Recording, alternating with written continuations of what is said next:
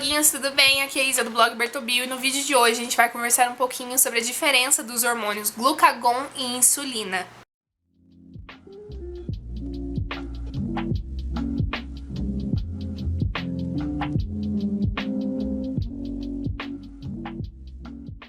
Bom, pra quem me acompanha há bastante tempo viu possivelmente que eu soltei algumas videoaulas de bioquímica que são bem famosas aqui no canal, inclusive. E lá a gente fala um pouco sobre controle da glicemia, glucagon, insulina, mas a gente fala com enfoque um pouco mais para ensino superior, graduação, pós-graduação. Então, para vocês aí que são do ensino médio ou também para você que está na graduação e quer entender o básico do básico, a gente tem aqui um vídeo bem rapidinho que vai te dar informações tanto sobre o glucagon, tanto sobre a insulina. Bom, antes de a gente entrar em cada um, a gente tem que saber que ambos controlam a glicemia, que é o nível de açúcar no nosso sangue. Um atua aumentando o nível de glicose do nosso sangue e o outro diminuindo.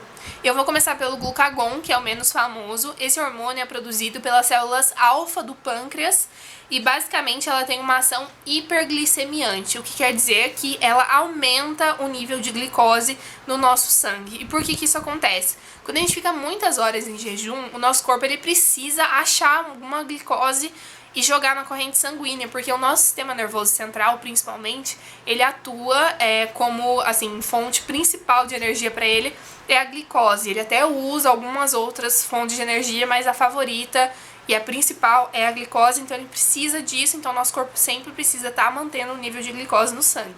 Então, o glucagon, ele atua exatamente nesses momentos de jejum prolongado, que ele precisa jogar algum tipo de glicose no sangue. E aí, da onde que ele tira essa glicose? Bom, a gente tem algumas opções, algumas vias que são ativadas quando o glucagon está na corrente sanguínea. Primeiro é a glicogenólise. A glicogenólise é a quebra do glicogênio, uma reserva de carboidratos que a gente tem no nosso músculo e no nosso fígado, que quando necessário ela é quebrada, né? O glicogênio é como se fosse um monte de glicose juntinhas. E aí, quando acontece essa glicogenólise, o glucagon induz a quebra dessas glicoses que estão grudadinhas e aí elas vão para a corrente sanguínea. Outro processo que é ativado, mas aí em situações bem prolongadas de jejum, em que o glicogênio já não está mais disponível, a gente tem a gliconeogênese, que se a gente for cortar a palavra glico é de glicose, neo é novo, gênese é a formação, então a formação de uma nova glicose. Basicamente o nosso corpo ele tem a capacidade de gerar uma glicose a partir de um aminoácido ou de um lipídio, inclusive. Então tem essas duas vias aí, mas elas são assim bem mais trabalhosas para o nosso corpo e realmente só são ativadas em último caso. Então, resumindo, o glucagon ativado quando não tem glicose no nosso sangue e aí ele faz com que aconteçam processos para liberar essa glicose necessária. Insulina é mais conhecida principalmente porque a gente sabe que muita gente que tem diabetes precisa fazer uso da insulina. Então a insulina é um hormônio produzido pelas células beta do pâncreas, enquanto que o glucagon era alfa, a insulina células beta. E ela tem uma ação hipoglicemiante, que, ao contrário do glucagon, diminui os níveis de glicose no sangue. Então, por exemplo, toda vez que a gente come, então eu acabei de almoçar, comi carboidrato, proteína, gordura, acabei de comer, chega no intestino, a glicose ela é absorvida e jogada para a corrente sanguínea, e aí a corrente sanguínea fica lotada de glicose, proveniente da minha alimentação. E aí a insulina ela é liberada e ela atua como se fosse uma chavinha nas células, então ela vai lá, fala pra célula, ó, tem glicose sobrando aqui, pega pra você.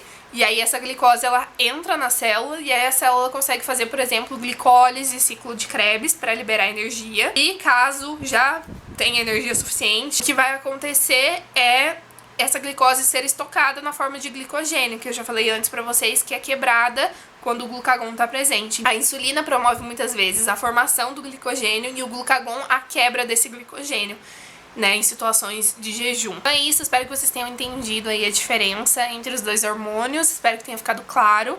Qualquer dúvida é só deixar aqui nos comentários ou ir lá no blog que a gente tem post também diferenciando esses dois hormônios que são muito importantes. Lá no Instagram também, sempre que vocês me mandam mensagem com dúvidas eu respondo, enfim, a gente tem uma interação bem legal.